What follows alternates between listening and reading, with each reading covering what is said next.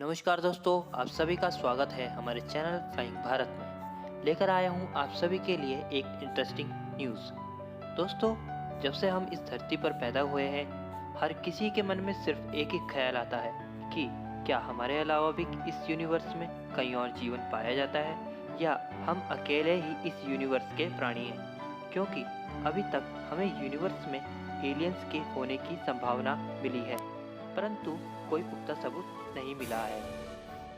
दोस्तों, हम बात करने वाले हैं हाल ही में मिले रेडियो सिग्नल्स के बारे में, जो हमारी धरती पर रिसीव की गई है और जिसके डाटा को एनालाइज करने पर वैज्ञानिक यह संभावना जता रहे हैं कि हाँ, एलियंस हो सकते हैं। हाल ही में वैज्ञानिकों ने प्रॉक्सिमा सेंचुरी की तरफ से आने वाली रेडियो फ्रिक्वेंसीज को रिसीव किया है, जिसने एलियंस के होने की संभावना को बढ़ा दिया, जिससे वैज्ञानिकों के इंटरेस्ट को और बढ़ा दिया है।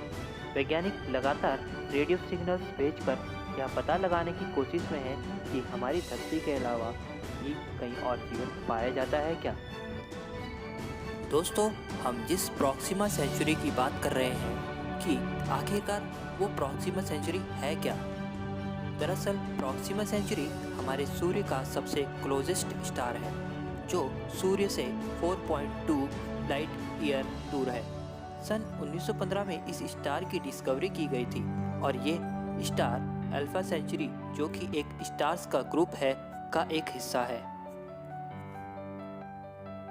वैज्ञानिकों ने जो डाटा रिसीव किया है वो वैज्ञानिकों द्वारा चलाए जा रहे ब्रेक थ्रो लिसन प्रोजेक्ट के कारण ही संभव हो पाया है। दोस्तों, ब्रेक थ्रो लिसन प्रोजेक्ट एक $100 मिलियन का एक प्रोजेक्ट है, जिसे जाने माने वैज्ञानिक स्टीफन हॉकिंस द्वारा चलाया गया था।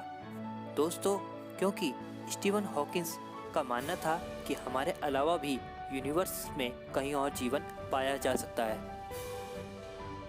इस प्रोजेक्ट में वैज्ञानिकों ने 2 ऑब्जर्वेटरी का निर्माण किया है, जिसमें पहली ऑब्जर्वेटरी पार्क्स ऑब्जर्वेटरी, जो कि ऑस्ट्रेलिया में स्थित है, और दूसरी ऑब्जर्वेटरी ग्रीन बैंक ऑब्जर्वेटरी, जो कि यूनाइटेड स्टेट ऑफ अमेरिका में है।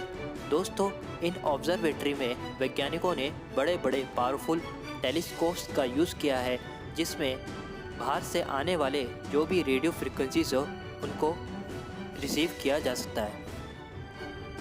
अभी तक इस ऑब्जर्वेटरी से हमें क्या क्या प्राप्त हुआ है।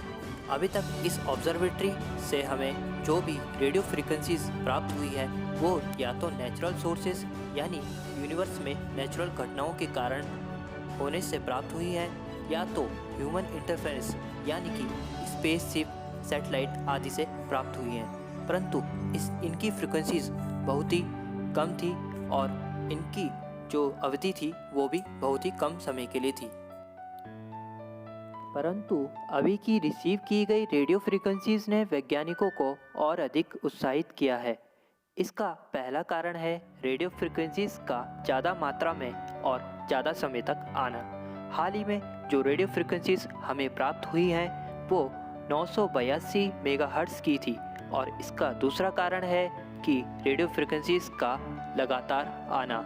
इन रेडियो फ्रिक्वेंसीज को वैज्ञानिकों ने इन रिसीवर्स में 30 घंटों तक रिसीव किया है। वैज्ञानिकों का मानना है कि इतनी ज़्यादा रेडियो फ्रिक्वेंसीज का आना और इतनी अधिक मात्रा में लंबे समय तक आना कोई नेचुरल सोर्स या ह्यूमन इंटरफेरेंस के कारण नहीं हो सकता। वैज्ञानिकों का मानना है कि कोई एडवांस सभ्यता ही इन फ्रिक्वेंसीज को भेज सकती है। इन्हीं कारणों के कारण वैज्ञानिक ये संभावना जता रहे हैं कि हो सकता है कि एलियंस हो, परंतु इसके अभी तक पुख्ता सबूत नहीं मिले हैं। दोस्तों, आपको क्या लगता है कि एलियंस सच में होते हैं? कमेंट करके ज़रूर बताएं। और जाते जाते वीडियो से रिलेटेड आप लोगों के लिए एक क्वेश्चन है कि रेड प्लैनेट के नाम से किस प्लैनेट को जाना जाता है? कमेंट करके ज़रूर बताएं। मिलते हैं किसी नई वीडियो में किसी नए टॉपिक के साथ। तब तक के लिए जय हिंद, जय भारत।